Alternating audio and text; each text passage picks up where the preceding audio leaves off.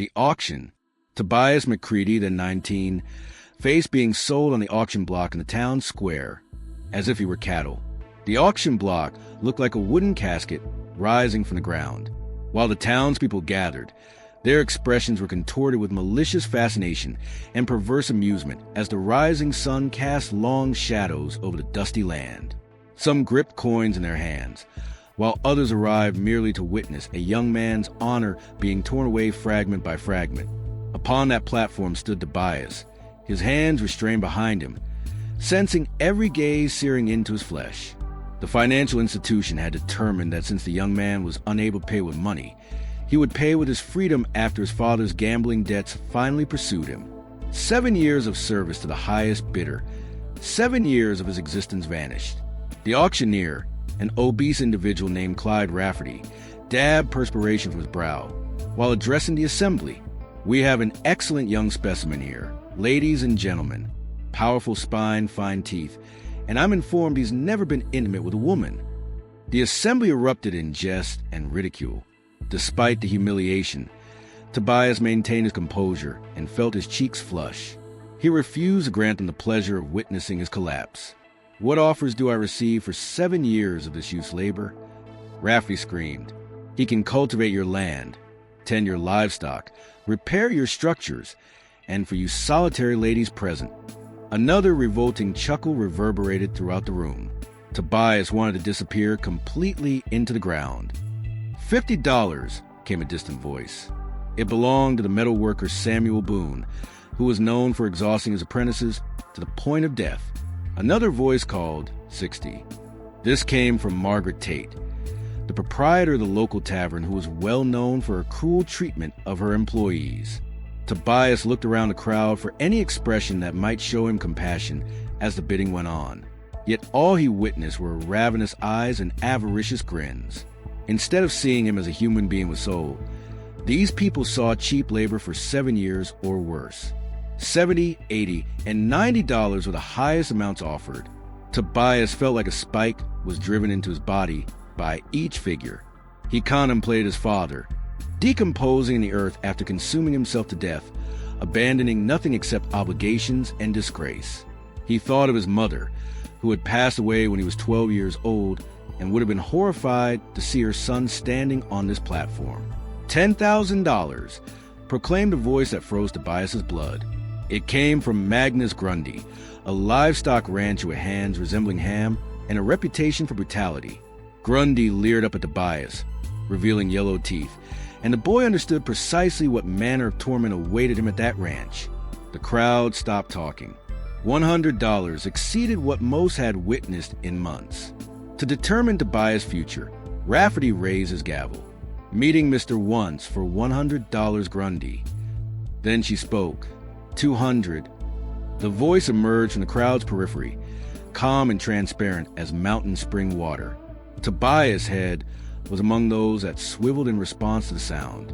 He saw her through the sea of faces, a woman in a plain brown dress and weathered boots standing out from the others like she had the earth under her feet. But what happened next would change everything Tobias thought he knew about mercy, second chances, and the woman who had just saved him from a worse-than-death fate. Martha Caldwell's intervention. Martha Caldwell positioned herself at that crowd's edge like a stone barrier against a tempest. $200, more currency than most inhabitants of Deadwood Junction had ever witnessed simultaneously. A pin striking the dusty ground could be heard as the silence lasted so long. Rafferty's gavel remained suspended in midair, and his mouth agape, like that of fish trying to get air, was open.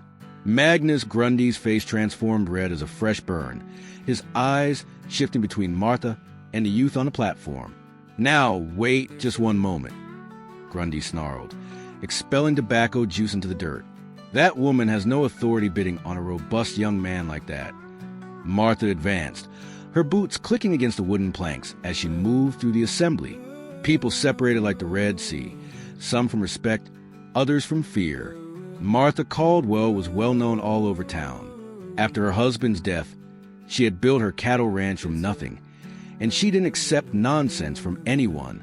"My currency is as valuable as yours, Magnus," she stated, her voice steady as bedrock. "Superior, given that I actually have it." At that, The crowd murmured. Everyone knew Grundy was consistently behind on his debts, always promising payment the following month. Tobias observed this woman approach the platform, attempting to decipher her expression. She possessed steel gray hair pulled back severely, and tight lines around her eyes that spoke of harsh years and harsher decisions. Yet there was something else there, something he couldn't quite identify. Her eyes weren't hungry like the others. They were not mean. Rafferty cleared his throat, perspiration now streaming down his corpulent cheeks.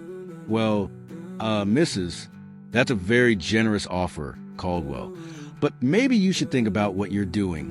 This boy possesses 7 years of labor to provide, and that represents considerable work for a woman managing a ranch alone. Are you questioning my capability to handle my own business, Clyde?" Even though Martha's voice was barely audible, it still pierced the air like a knife. Rafferty visibly recoiled. "No, lady. No, ma'am. Not at all. I simply thought." "You thought incorrectly." She reached into her coat and withdrew a leather pouch heavy with coin. The metallic sound it produced when she shook it silenced any remaining objections. $2,000. Money in cash. Are there any additional bids? Nervously, the crowd looked around. The majority of people make less than $200 per year. Despite Grundy's purple face, he knew when he was defeated. He spit once more and ran away, cursing under his breath. Rafferty called weakly, going once, twice going. He looked around desperately, hoping someone else would bid, but the silence persisted. Sold to Mrs. for $200, Martha Caldwell.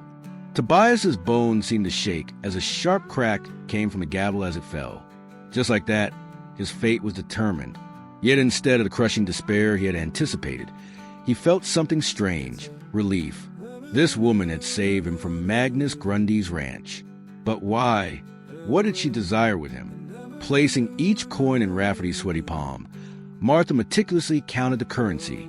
The crowd began to disperse, disappointed that their entertainment had concluded.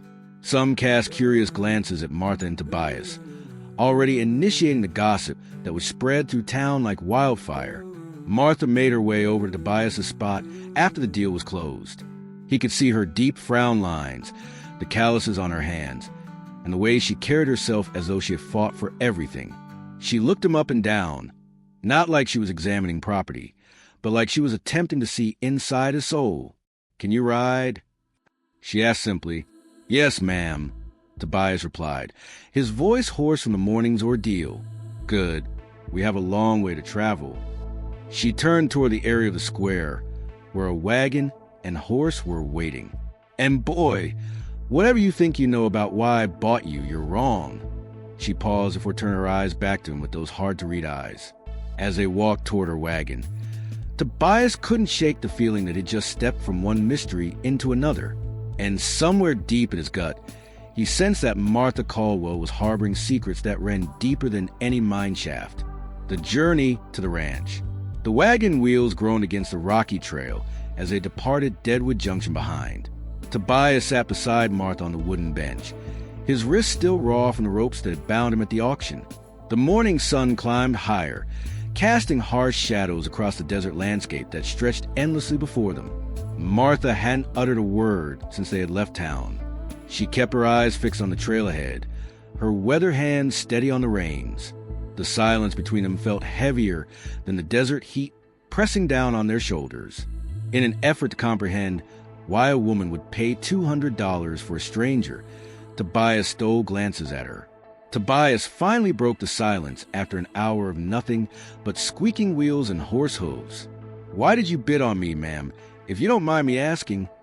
As if a child were asking why the sky was blue, his voice came across smaller than he had intended. Martha's jaw tightened, but she didn't look at him. "Boy, you have questions. That's natural. However, some solutions cost more than others. Right now, all you need to know is that you're not going to Magnus Grundy's ranch. And that's a blessing you should count." Tobias insisted. "But $200? That is more money than most people have ever seen in their entire lives.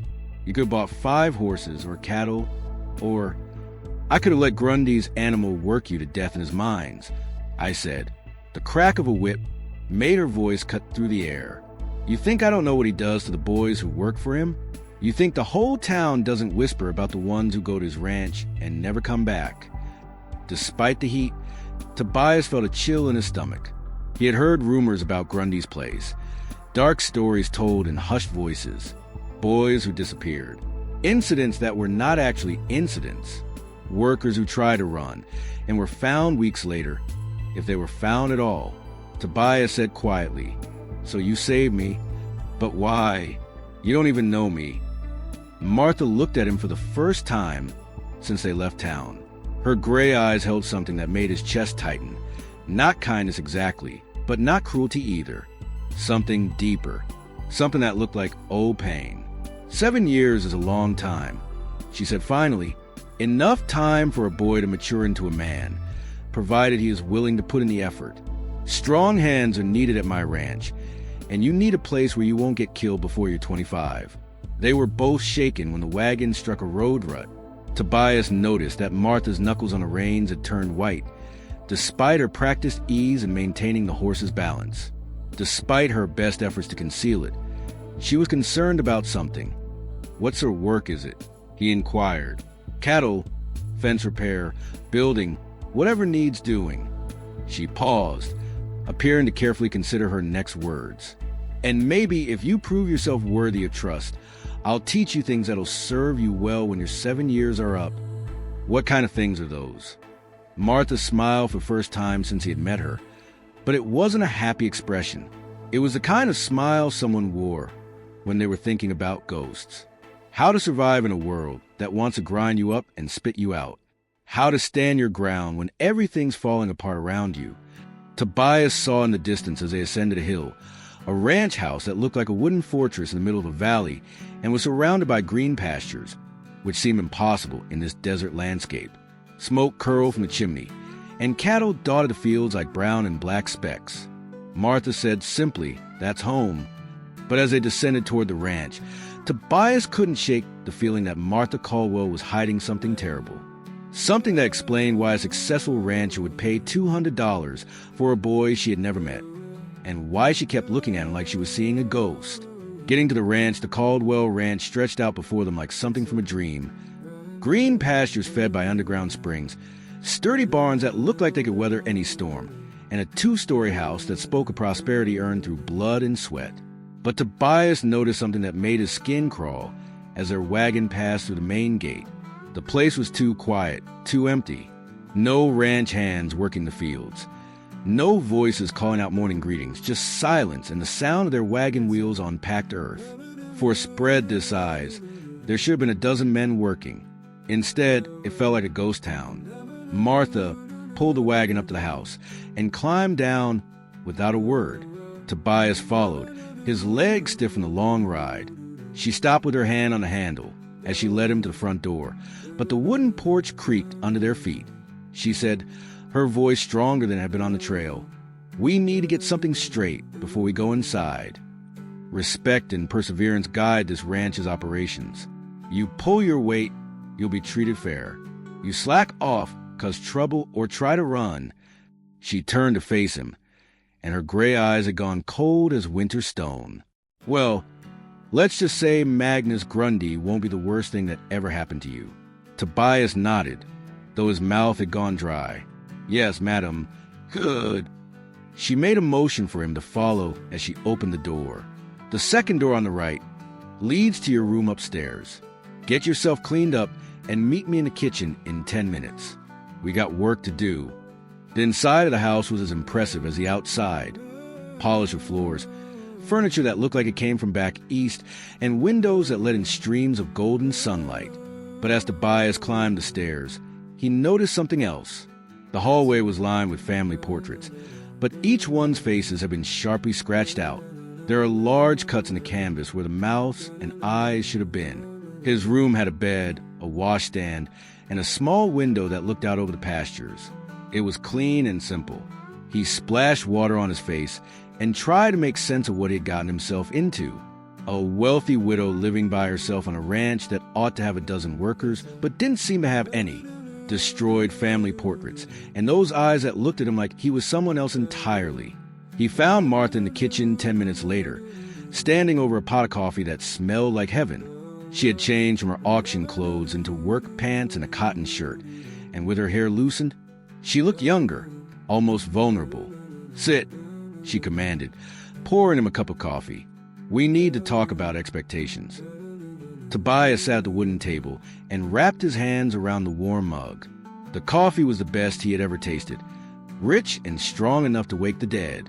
"Ma'am, if you don't mind me asking, where are all your ranch hands?" Martha's face darkened.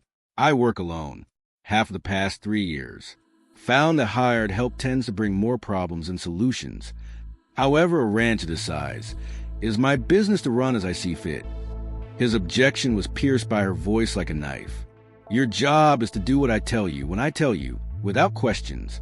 Starting now." She made her way to the window and pointed to a field where a fence had fallen apart. "That fence needs rebuilding before nightfall. Posts, rails, wire, everything's in the barn. You'll find tools there too. I expect it done right the first time." Tobias looked at the fallen fence, then back at Martha. The job would take 3 men most of a day to complete properly. "Ma'am, that's a lot of work for one person too. Are you telling me you can't handle it?" The challenge in her voice was unmistakable. "No, lady. I'm just saying it might take longer than." "Then you'd better get started." She ignored him as though he were nothing more than a tool to be used, and turned away from him. "At noon is lunch. Dinner at 6, miss, either one, and you'll go hungry until the next meal."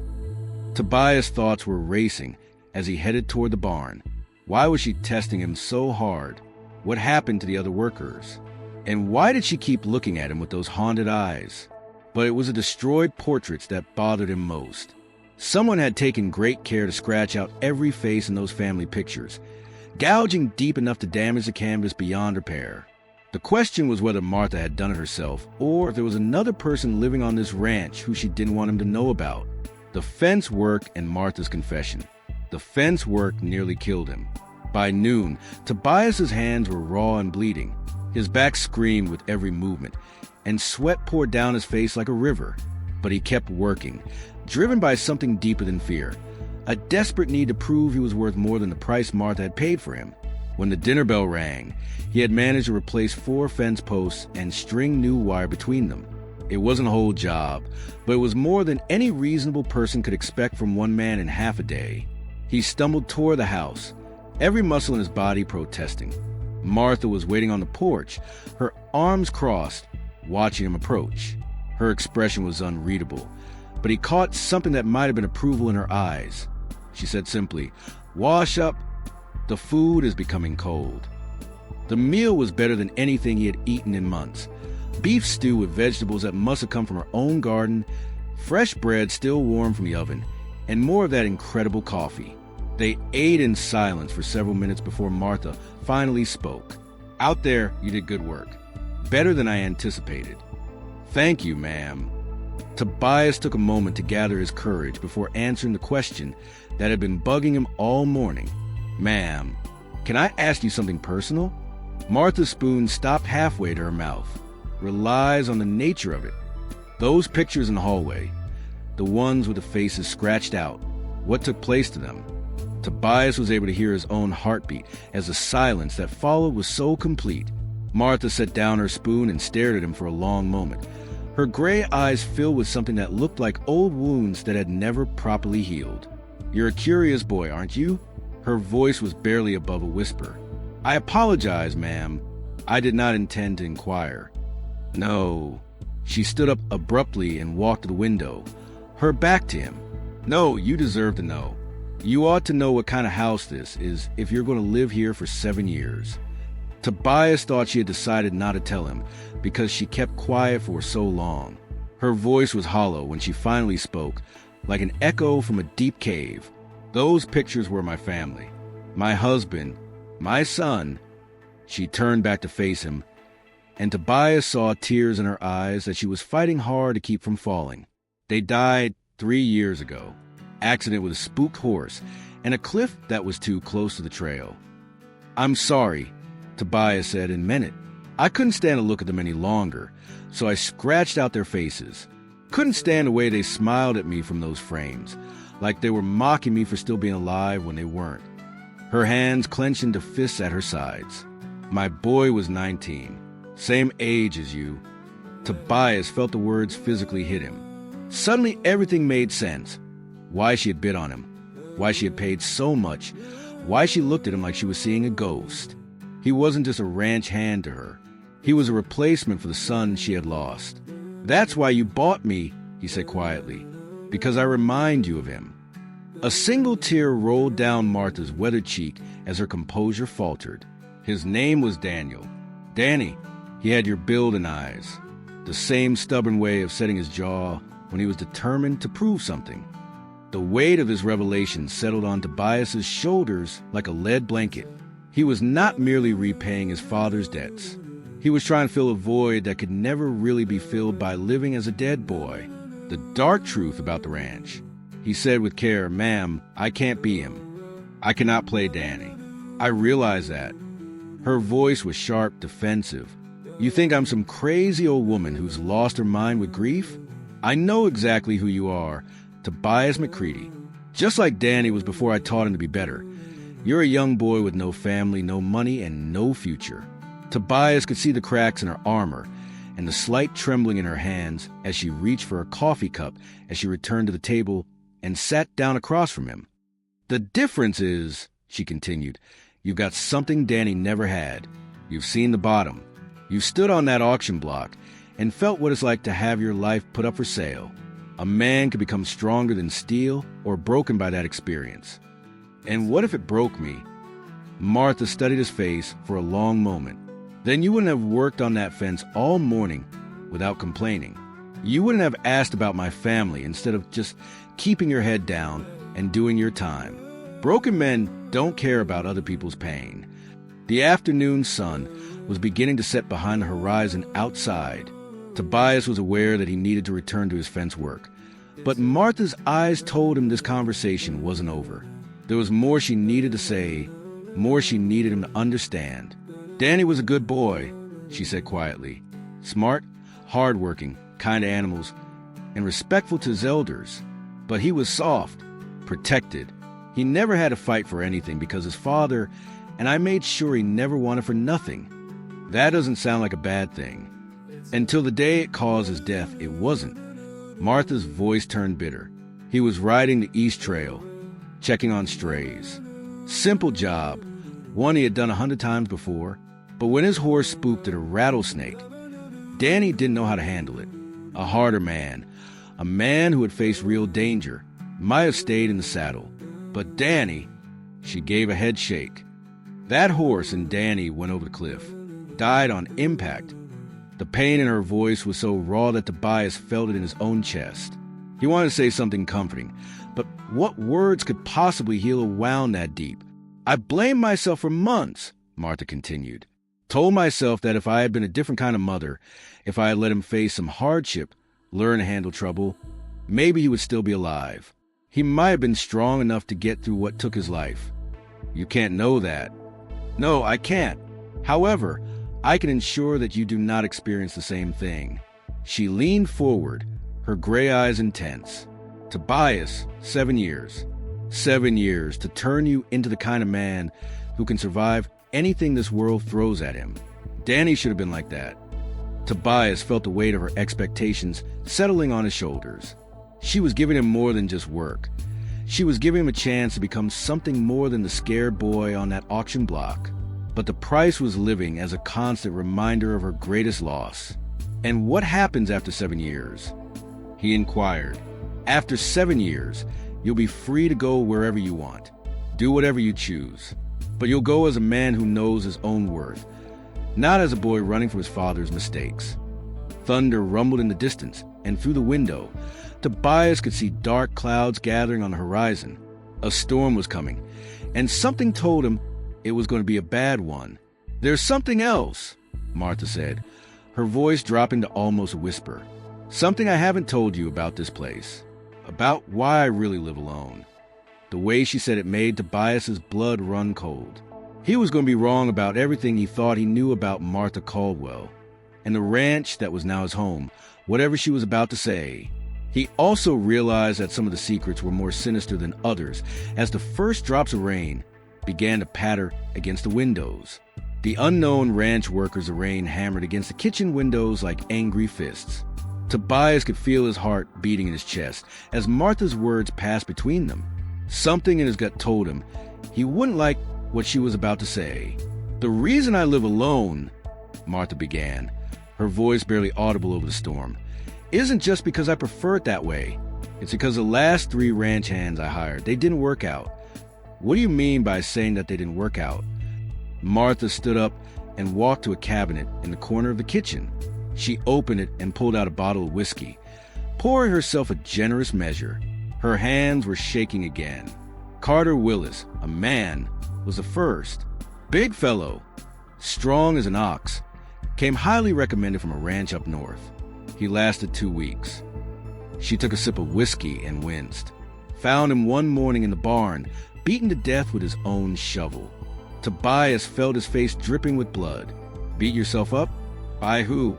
That's what I asked the sheriff. That's what I asked myself every night for months afterward. Martha's eyes had gone distant, like she was seeing something terrible that only she could perceive. No signs of robbery, nothing missing. Just a good man who died for no apparent reason. Both of them jumped when the thunder slammed into the sky. Lightning illuminated the kitchen in stark white flashes, casting eerie shadows on the walls. The second man was named Pete Jameson, a younger individual, most likely of your age. He had been working here about a month when it happened. Martha took another drink, larger this time. Found him at the bottom of the well. Sheriff said he must have fallen while drawing water, but Pete was careful, too careful to just fall. What about the third? Marcus Reed. Lasted longest of all, almost 3 months. I started to think maybe whatever had happened to the others was just bad luck, coincidence. She laughed, but there was no humor in it. Then one night, I heard screaming from the bunkhouse. Marcus had vanished by the time I arrived with my rifle there. Just gone, like he had vanished into thin air. Tobias' mouth had completely stopped being moist. Did you find him? 3 days later, or what was left of him. Martha's voice was barely a whisper now. The sheriff stated that it appeared as though he had been dragged for miles, despite the fact that the animals had already taken him. Rocks, thorns, cactus, scraped raw all the way down to bone in places. Tobias was hit hard by the implications of what she was saying. 3 men dead. 3 unexplained deaths on the ranch where he now lived, where he was bound to work for 7 years. He asked slowly, "Ma'am, are you telling me that there's someone out there? Someone who's been killing your workers?" Martha met his eyes, and what he saw there chilled him to the bone. "I don't know what's out there, Tobias. I wish I did. All I know is that good men keep dying on my land, and I can't explain why." Lightning flashed again, and in that brief moment of illumination, Tobias could have sworn he saw a shadow move past the kitchen window. But when the darkness returned, there was nothing there. "Then why did you bring me here?" He asked. "Why put me in danger?" "Because perhaps you are unique. Maybe you're strong enough to survive whatever's out there." She finished her whiskey in one gulp. "Or maybe I'm just a naive old woman who can't stand to be by myself any longer." A sound came from outside, a low, keening wail that didn't sound quite human. Tobias knew it wasn't the wind because of the way Martha's face turned white. "What was that?" He spoke low. Martha was already moving toward the rifle rack by the door. "That is why we lock the doors at night, and why you're going to sleep in the house instead of the bunkhouse," she said, pulling down a lever-action Winchester. Another wail echoed across the ranch, closer this time, and through the rain and thunder, Tobias heard something else. The sound of footsteps on the wooden porch outside. Someone was out there. Someone who had been waiting for him to arrive. The sheriff's revelation.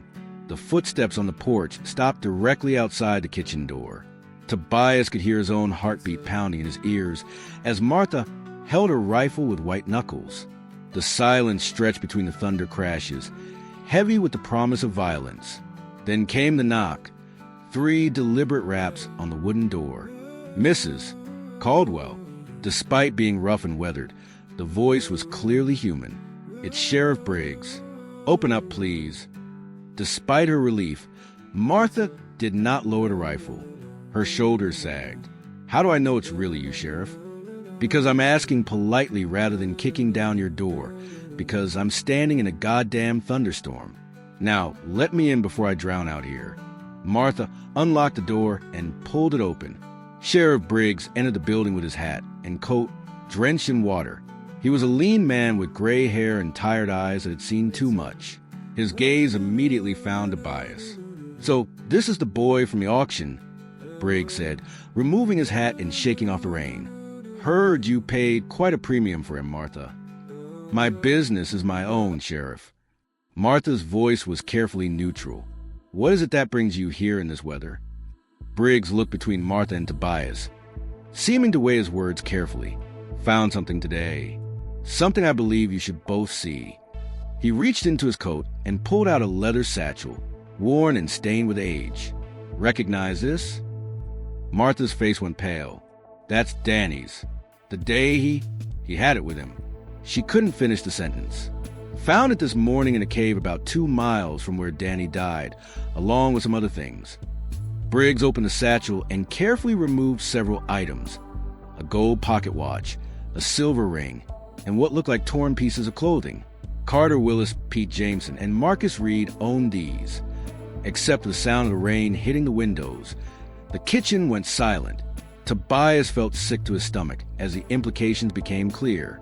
"Someone's been collecting trophies," Briggs continued. "A person who has been killing on this ranch for a long time. And I think I know who." Martha's rifle clattered to the floor. "No, Danny died in an accident." His horse became agitated, and Martha. Briggs spoke softly but firmly. "Danny didn't die in any accident, and he didn't die 3 years ago." The world seemed to tilt sideways. Tobias grabbed the back of a chair to steady himself as Martha stared at the sheriff in shock. "That's impossible. I buried my son. I saw his body." "You buried someone, but Danny was not the person. The body was too damaged to identify properly, and you were too grief-stricken to look too close." A recent photograph was the final item. Briggs took out his coat. "This was taken yesterday in Tombstone. Recognize him?" Martha took the photograph with trembling hands. It showed a young man with wild eyes and an unkempt beard, but the face was unmistakably familiar. It was Danny Caldwell, older and harder, but very much alive. He's been living rough in the desert, coming back here at night to hunt. The cave was full of evidence, bones, personal effects, things he had taken from his victims. Briggs's voice was heavy with sorrow. "Martha, your son is not dead.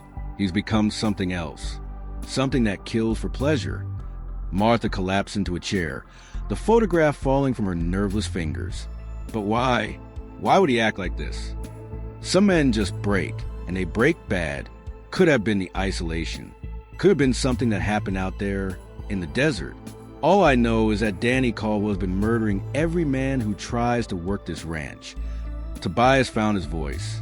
"And now I'm here." Briggs nodded grimly. "Now you're here, and he'll come for you too. Probably tonight. The storm will give him cover." As if summoned by the sheriff's words, that inhuman wail echoed across the ranch again, closer than before. But now Tobias could hear it for what it really was. Not the cry of some unknown monster, but the hunting call of a man who had lost his mind to blood and madness. "What do we do?" Martha whispered. Briggs looked out the windows and checked his sidearm. "We wait, and when Danny comes home, we do what should have been done 3 years ago." The stomping began once more outside, circling the house like a predator stalking its prey. Danny Caldwell had returned to claim his next victim, but this time he wouldn't find a helpless ranch hand alone in the dark. He would discover his mother waiting with a rifle, and the truth that she had been too broken to see the previous time. The storm raged on, and in its fury, 3 people prepared for a confrontation that would finally put the ghost of the Caldwell Ranch to rest.